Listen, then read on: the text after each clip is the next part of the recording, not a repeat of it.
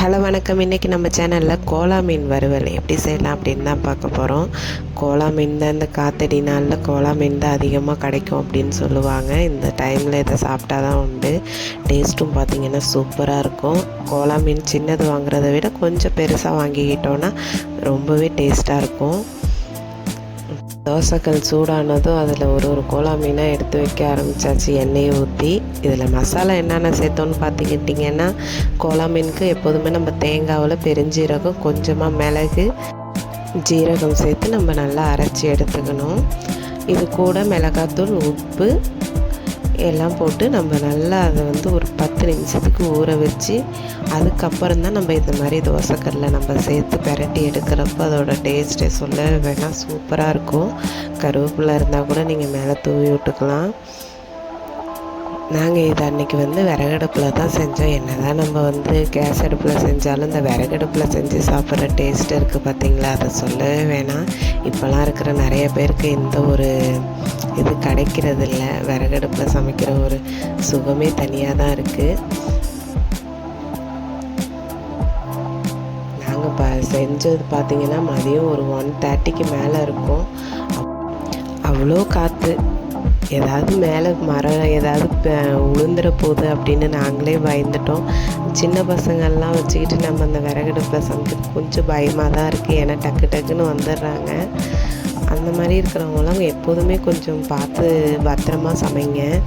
பசங்களை வச்சுக்கிட்டு நம்ம எப்போதுமே கொஞ்சம் கேர்ஃபுல்லாக இருக்கணும். நம்ம கொஞ்சம் அசந்தாலுமே ஏதாவது ஒன்று நடக்கிற அளவுக்கு அவங்க நடந்துக்கிறாங்க. பாருங்கள், அவ்வளோ காற்று. எங்களுக்கு என்னென்னா மரங்கிற ஏதாவது மேலே விழுந்துட போகுது அப்படின்னு சொல்லிட்டு எங்கள் வீட்டிலேயே 2 குட்டீஸ் இருக்காங்க. அவங்க 2 பேரையுமே உள்ளே வச்சுட்டு தான் நாங்கள் இதை சமைக்க ஆரம்பித்தோம்.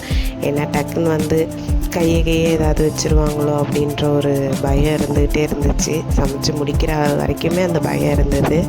நல்ல வெயில், இந்த மாதிரி நல்லா காற்றடிக்கிறப்ப இந்தமாரி சமைச்சது புதுவித அனுபவமாக இருந்தது. அம்மா வீட்டுக்கு வந்தால் தான் இந்தமாரிலாம் சமைக்கிறதுக்கெல்லாம் வாய்ப்பு கிடைக்கும்.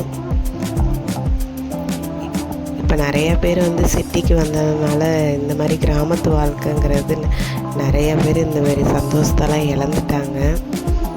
எங்கள் பசங்களுக்கு இது கிடச்சது கொஞ்சம் எங்களுக்கு சந்தோஷமாக இருந்துச்சு. ஏன்னா அவங்களாம் இதை வைக்கட்டுமாமா, அதை வைக்கட்டுமாமா, இதை நான் வைக்கிறேன், இதை நாங்கள் எடுத்துகிட்டு வரேன் அப்படின்னு சொல்கிறதெல்லாம் கொஞ்சம் ஜாலியாக என்ஜாய் பண்ணாங்க. இதுமாரி ஃபேமிலியாக கொஞ்சம் இந்த மாதிரி சமைச்சு சாப்பிட்றதுலாம் கொஞ்சம் சந்தோஷம் அதிகமாகவே இருந்துச்சு. நேரம் போகிறதும் தெரியலைங்க. ஏதாவது கதை பேசிக்கிட்டு டக்கு டக்குன்னு ஏதாவது ஒன்று செஞ்சிட்ருக்கிறதுனால நேரம் போனதே தெரியல.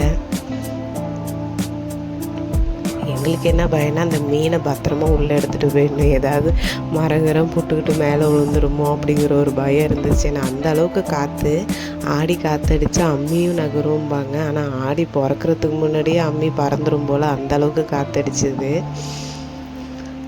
அவ்வளோதாங்க, இதெல்லாம் போட்டு சூப்பராக இந்த மீனை ரெடி பண்ணியாச்சு. அப்புறம் என்ன, இதை எடுத்துகிட்டு போய் அப்படியே சாப்பிட்ற வேண்டியதா.